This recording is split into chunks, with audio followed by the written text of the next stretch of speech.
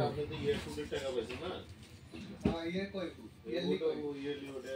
এখন প্রবলেম নেই হয়ে যাবে তো দিয়ে দে পুরোটা নেই পুরোটা তো নিয়ে আসে ওইটা দেন ওটা কি ওটা দিয়ে হবে নাকি ওটা বেশি বসলে না টাকা লাগবে নাই তো টাকা 300 পিস আমার তো কোনো ফ্যানই নাই স্টকে না থাকা 300 পিস না 300 পিস ফ্যান দিয়ে রাখবে আলাদা করে নিয়ে